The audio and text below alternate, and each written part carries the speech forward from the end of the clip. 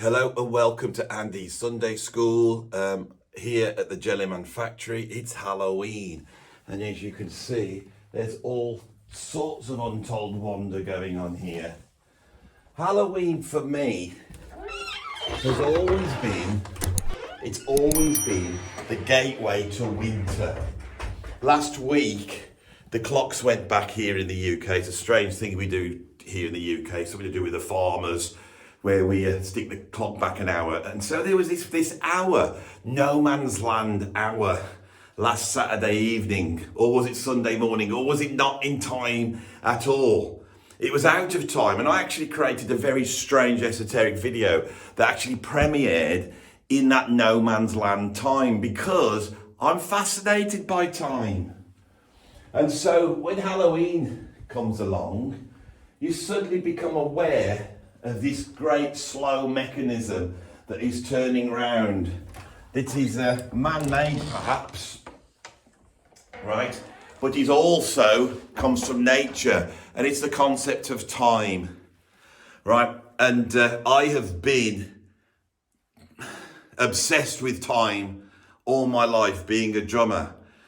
Time, and from time we get pulse, and from pulse we get rhythms, and that's what we're going to be looking at today in this video, is the idea of rhythm and where it comes from. So, from this huge macro concept of time, of years, of centuries, of millennia, and the slow turning of this sort of cosmic cycle, as we now celebrate the oncoming darkness. And in a week's time, we'll be celebrating light with Guy Fawkes Night, which is sort of the English version of Diwali, where we have a celebration of light, but also a celebration of anarchy and the stamping down of anarchy. But that's got nothing to do with this video. Shall we go through this little house here? Right, are you all right? Okay, so now we meet some stairs. Okay, I am a human being, and I am existing in time and space. And every now and then, there's a conjunction between those two things. So here we have a staircase. It goes up to another space, which is higher up. Let's ascend the staircase.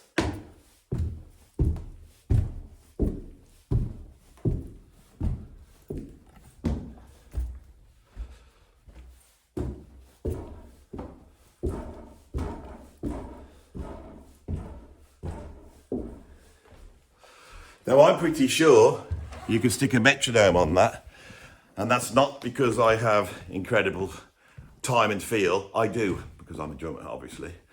But it's actually because for me to move through space, I had to use my body, and my body to move works in cycles. Tiny cycles that are like the same cycles of the sun, the earth going around the sun, which is causing these sort of yearly markers to pass. Time on a big scale and time on a small scale. And that is what you have to understand rhythm. Right, so today we're going to be looking at rhythm, and we're going to be looking at these circular movements. You'll think it's circular movements. Yes, for me to step forward, that happens in a circle or a cycle. And those cycles, when they are smooth and clean, create very efficient movement in human beings.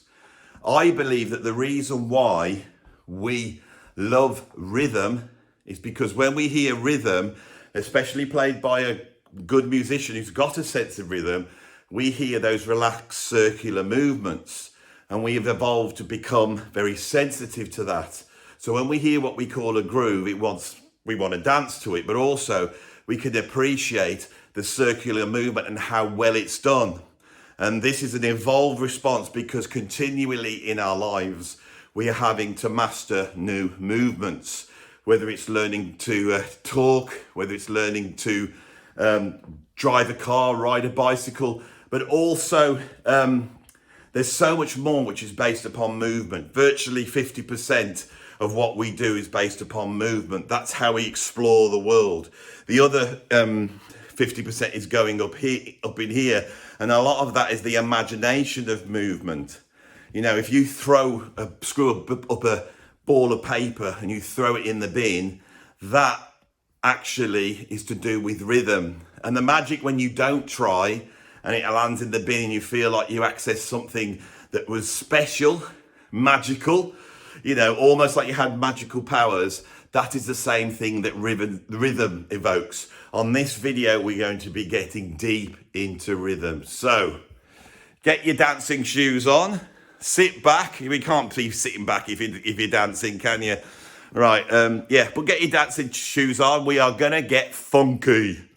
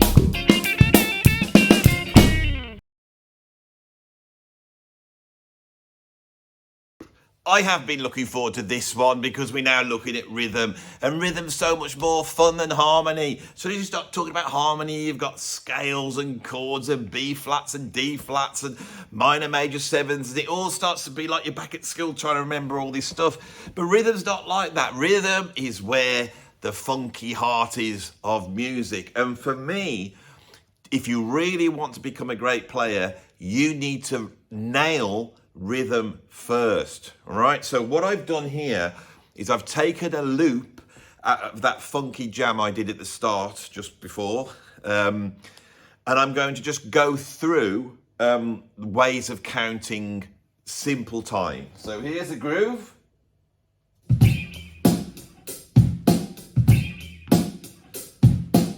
And when you listen to that groove, you can hear there's a little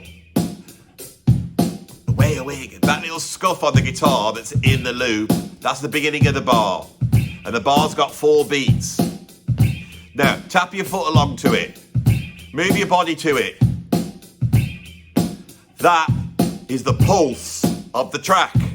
A 1, 2, 3, 4. A 1, 2, 3, 4. A 1, 2, 3, 4. A 1, 2, 3, 4. So let's move this over here so it's not as annoying for me to keep switching it off and on.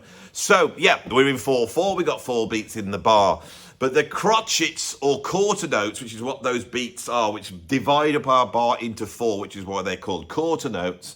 That's the pulse of the track. When you're playing music, that is the pulse you are feeling. Let's feel it again. 1, 2, 3, 4, and a 1, and 2, and 3, and 4, and a 1, 2, 3, 4, and a 1, 2, 3, 4. Right.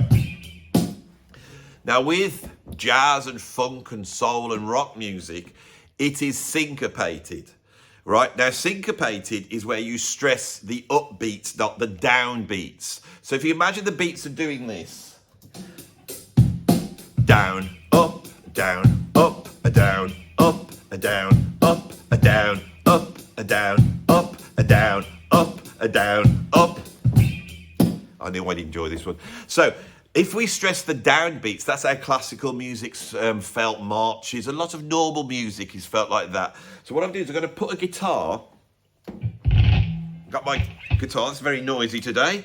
So I'm going to put my chord, which I'm just going to play. There's no harmony that I can play whatever I want. So I'm going to do that funky chord, which for those of you who want to know, is an E9 chord. That's an E.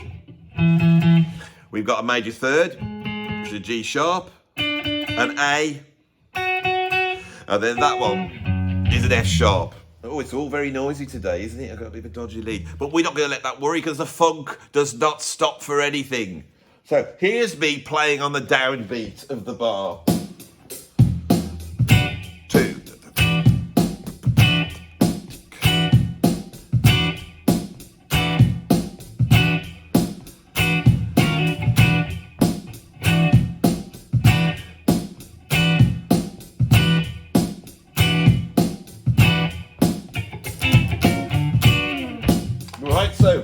You can feel that's funky, but this sounds very solid, doesn't it? Now I'm going to play exactly the same chord. So what I was doing then, just so you know, is I was playing on the 1 and the 3 of the bar. 1, 2, a 3, 4, and a 1, 2, and a 3, 4, and a 1, 2, and a 3, 4, and a 1, 2, and a 3, 4. Now I'm going to syncopate it, and I'm going to put my chord on 2 and 4. It's got a different sound. A 1, 3, 4, a 1, 2, 3, 4, 1, 2, 3, a 1.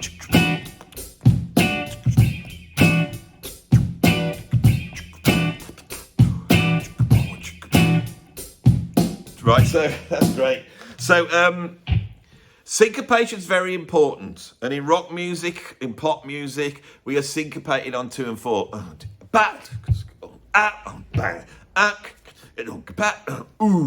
You have to feel the one.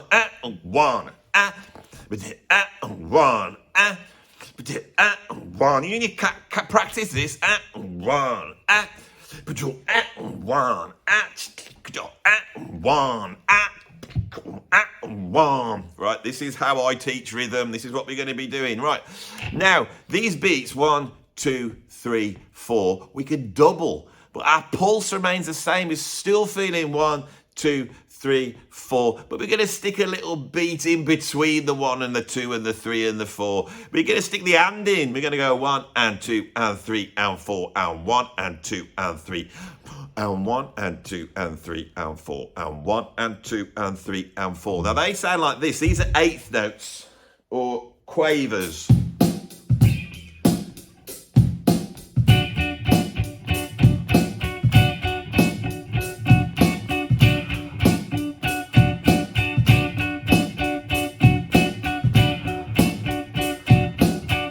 They don't sound very funky because they are not the pulse. The pulse is where the funk is.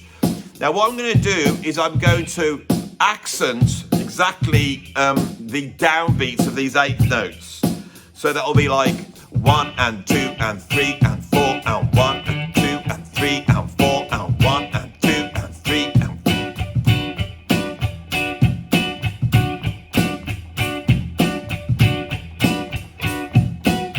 Right, so dynamics, accents, that's where rhythm's at. And that was straight. Now I'm going to syncopate these eighth notes, these quavers. So I'm going to play 1 and 2 and 3 and 4 and 1 and 2 and 3 and 4. See what that sounds like?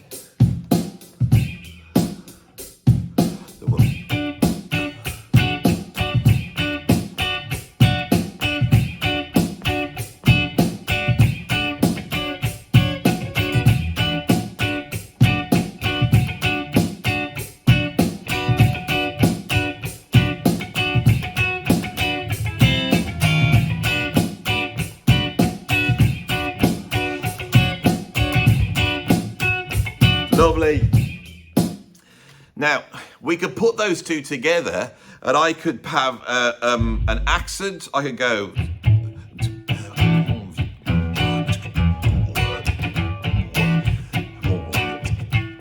So I'm going a 1 and 2 and 3 and 4 and 1 and 2 and 3 and 4. And we get both you little monkey.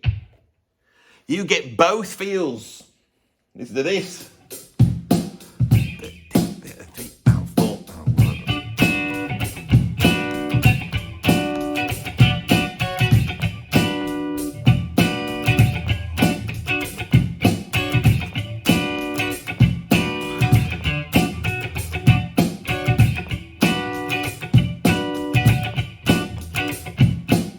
Now, I've now moved into another realm. If we take those eighth notes and we double the speed of them, we get 16th notes or semiquavers, and they sound like this.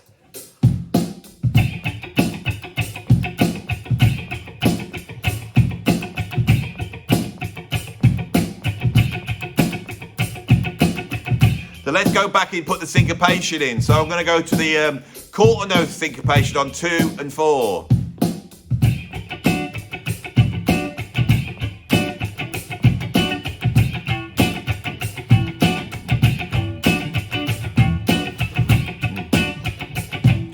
Now let's get the 8th note syncopation in.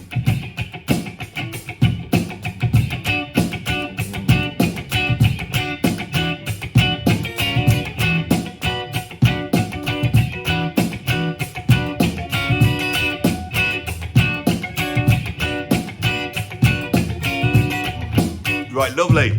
Now, as you can see, all these feels are coming in out of our quarter notes, our 8th notes, and our 16th notes, and they all relate together. But the daddy pulse, the daddy beat is the quarter note, the crotchet. So if we now go back to that, and what I want you to now think of, in the same way as we had our 8th notes, and we were relating them back to the quarter notes, what we're going to have now is we're going to go back to our quarter notes, but we're going to look at them in terms of our 16th notes. So if I go back to here, 1, 2, 3, 4, a 1, 2, 3, 4, a 1 da da da 2 da da da 3 da da da 4 da da da 1 da da da 2 da da da 3 da da da 4 da da da 1 da da da 2. That's very hard to say, right? So the way I want you to count this, I want you to put a funky track on and just count this stuff. You don't have to play it, just count it. We're going to count the 1, and then we're going to add an E, an and an A. E and a. E and a. And the A you will pronounce da. So we now can count the pulse, the quarter notes, 1 E and a, and we can also locate inside that beat the other 16th notes. And we're going to do that for the other beats as well. So we end up with this: 1 E and a, 2 E and a, 3 E and a, 4 E and a, 1 E and a, 2 E and a, 3 E and a, 4 E and a. A 1 E and a 2 E and a 3 E and a 4 E and a 1 E and a 2 E and a 3 E and a 4 E and a 1 E and a 2 E and a 3 E and a 4 E and a 1 E and a 2 E and a 3 E and a 4 E and a 1. Now, if I think of that now, go back to our chord. So I go a 1 E and a 2 E and a 3 E and a 4 E and a 1 E and a 2 E and a 3 E and a 4 E and a 1 E and a 2 E and a 3 E and a 4 E and a 1 E and a 2 E and a 3 E and a 4 E and a 1 E and a 2 E and a 3. Now, we're feeling these two zones at the same time. Our body's feeling the pulse, but our hands are operating in this 16th notes. Now, that is the way you play music. You need to be able to feel the pulse, but when you play the instrument, you have to be able to access those 16th notes. Now, there's other ways of dividing up these beats. We could look at triplets and all this stuff, but we're not going to do that today, because what's more important is to concentrate on the principle of taking the beat and then looking at its divisions and learning how to feel the pulse, right, which means tapping your foot, feeling the pulse, but your fingers on whatever instrument you play are able to access those 16th notes. So here, when I was going 1 E under, 1 E under, then we're now going to move that chord over to the E. This is difficult. We're quite fast here as well. You might need to find a groove that's a little bit slower, but that will be 1 E under, 2 E under, 3 E under, 4.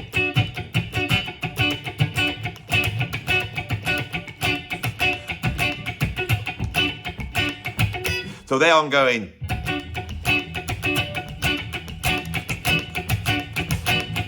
And I'm feeling where the 1, 2, 3, 4, and I'm learning where to put that on the E. Let's try that.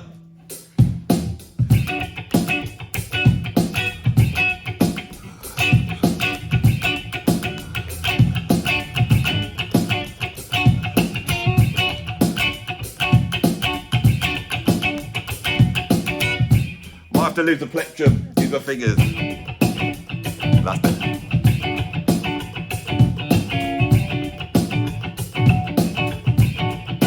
Lovely.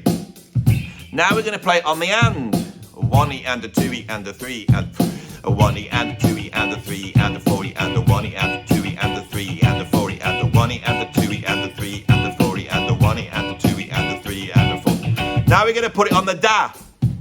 1 E and a 2.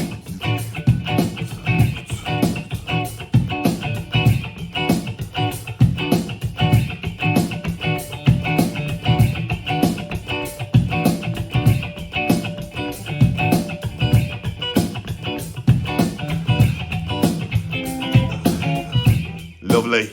Right, now we can start messing those around. So what I'm going to do now, right, is I'm going to put a chord on the 1, of the 1 E and da, and then on the da, 1 E and da. And then I'm going to put it on the and of the 2. So we get 1 E and da, 2 E and da. Then I'm going to put it on the 3, the E of the 3. So now we get 1 E and da, 2 E and da, 3 E and da.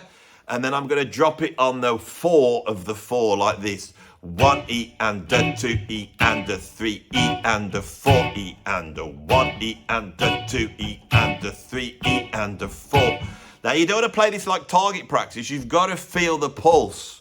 1 E and da, 2 E and da, 3 E and da, 4 E and da, 1 E and da, 2 E and da, 3 E and da, 4 E and da, 1 E and da. Now what I'm playing here is basically, they're called dotted eighth notes. I'm playing every 3 of the 16th notes, and they create a polyrhythm. We're going to be getting into depth in polyrhythms. Now, last week when we were looking at harmony, do you remember? We found that chords were polyrhythms, and now we're looking into rhythm. We're starting to move away from the pulse. We're starting to create a rhythm, which is sort of harmonic. It's like a rhythmic version of harmony, something that feels like it's kicking against the time. This is exactly the same thing. We divide the music up into harmony and rhythm, but they're actually the same thing. It's fascinating. You want to know what that sounds like?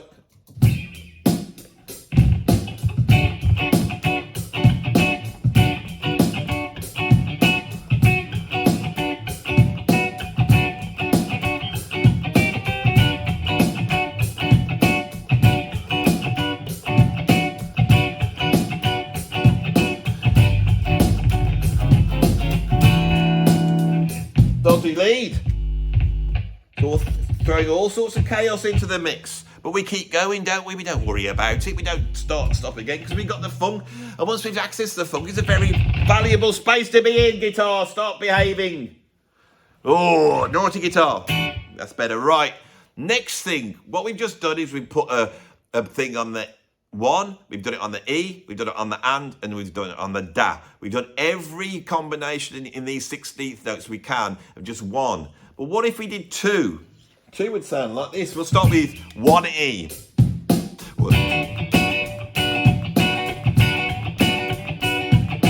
1 E, 1 E, 1 E, 1 E, 1 E.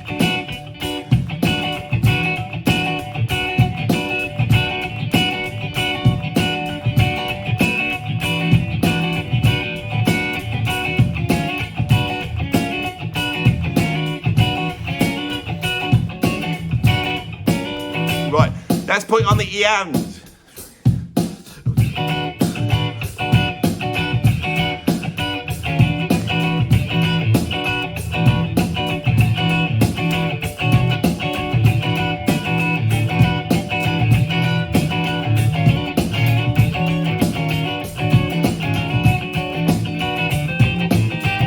Now let's put it on and da.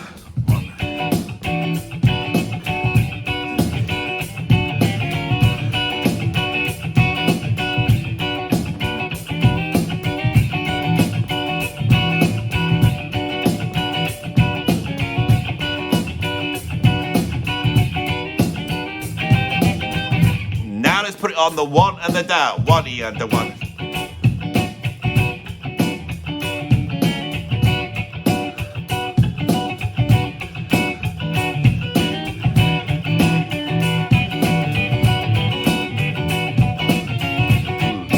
Right, I'm getting carried away. The funk's taking me over and take me off into realms of funkiness.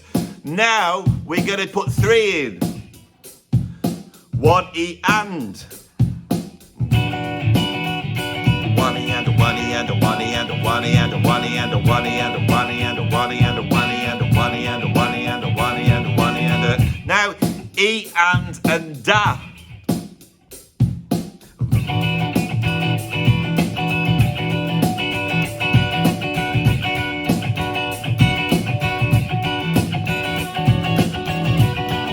Now we're going to do 1 and da.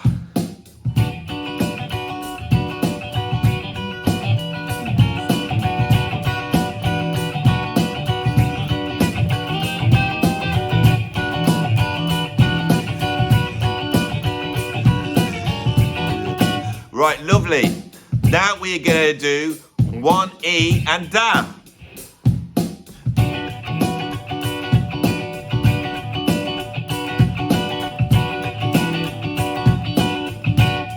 So we have now done all the combinations of 1, 2, and 3 methodically. The only one we hadn't done is syncopated 16th notes, and these are the hardest. So that is on E and ands. 1 E and a 2 E and a 3 E and a 4 E and a 1 E and a... Let's see what that sounds like.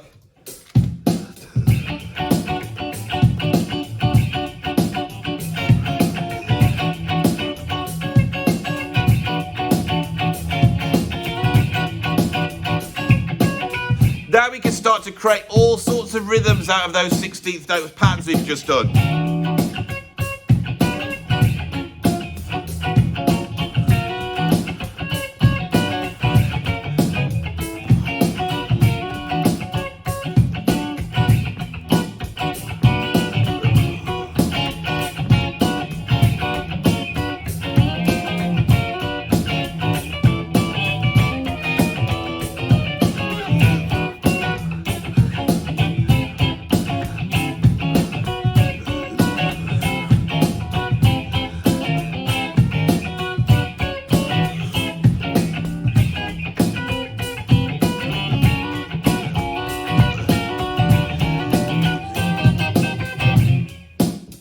And I ventured outside at the end. I went over to some triplets, to really create a rhythmic cadence, right? So, what I've just done today is hard, right? Most musicians do not focus on what I've just run through. It's called the 16th note series, and we will return to it in the future. But now, I know what you're thinking about. You'll say, but what about funkiness? What about swing? This is all straight. We are playing all straight, but you might notice that I am making the straightiness swingy. And when you make the straighty swingy, you get the funky. Remember that. Straighty plus swingy equals funky. That's the equation we've learnt today. Is this not more fun than the harmony? I think it is. I'm now going to explain to you where swing comes from.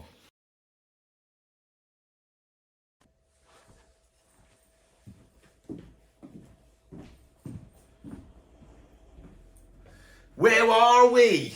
We are on the surface of my dream dark matter ride cymbal. What a beauty this is, right? The cymbal, and it's a symbol of swing, right? So I have my drumstick, okay? And I'm going to explain to you something which I don't think anybody's ever said before. It's something that I think I may be the only person who's actually observed in music. And I'm sure everyone will agree once they see what I'm about to say and they go, oh, yeah, that makes sense. Right, but I'll explain something that comes from drumming. So when jazz developed, jazz swung. And it integrated marching drums that come from like Sousa marches, basically snare drum and bass drum, not a ride cymbal to start off with, into basically marching music, but the drums were playing syncopated and they were swinging. Now, people will say that swinging is like it comes from African polyrhythmical 3/2 patterns, and it does, that is in there. But I'm going to focus on something that is far more important, I think.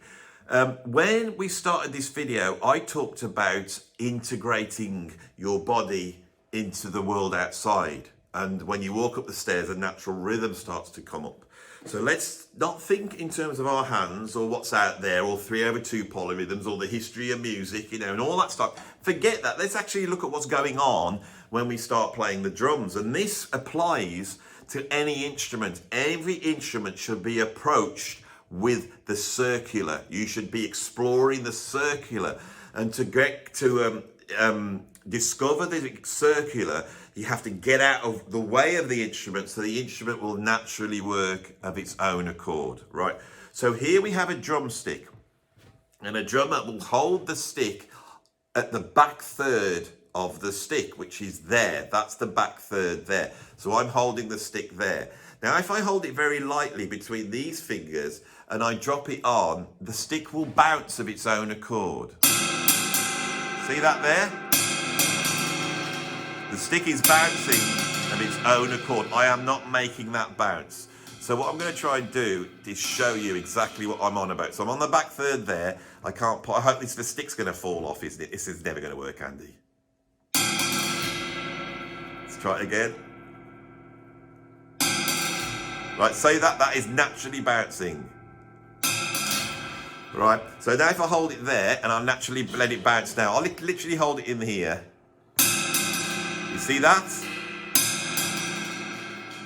We're getting naturally off the drum. Sorry.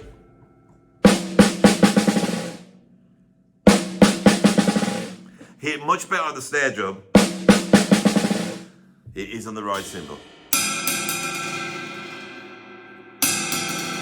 Right, now this rhythm, if I now learn to surf over the top of it, now what I mean by circular is that when I hit it goes boom, boom, boom, boom, boom, and then it comes back round to the beginning, and it's like this sort of action, right? And to drop it, I'm now doing a thing called a molar whip. Watch my wrist. And that turns, once I do that, I can start to control. So now my back body, by doing this molar whip and working on top of the bounce, I can sort of be at one with that bounce. Okay, so next thing, we need to syncopate that rhythm and we need to cut it off. So if you hear the timing, ba da da. So the timing would be da da da da da da da da da, and I can start to control that. So I am now halfway between this bounce and my body, which I'm riding on the top of the bounce with my wrist, make it rather than just dropping it down like that. I'm making a circular movement, and as we said when we walk up the stairs, this circular movement will be in time.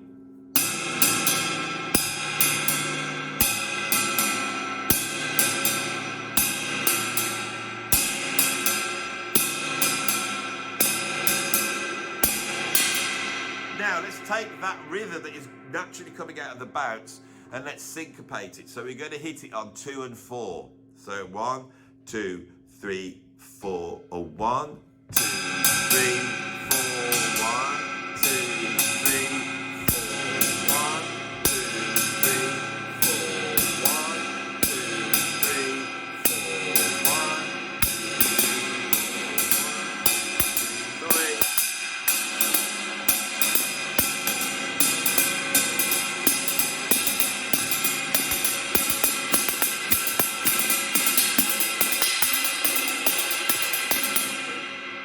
Brought it up to speed. Right. And you can see how I've integrated my hands in. Now for drummers, that could have been quite a useful little lesson, but for all you musicians, I want to think about how relaxed you are, how circular you are. When you're strumming these funky patterns, how are you working in a circle? If you play the bass, how are you working in a circle? It's all about circular movements.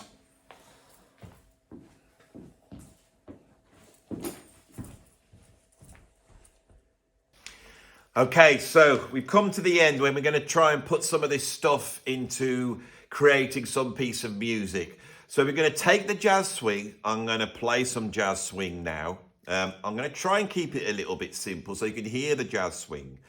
I'm going to put over the top of that a walking bass line. Now the walking bass line will just be playing crotchets or quarter notes. Do do do do do do do do do do do do do do. We'll be just doing that.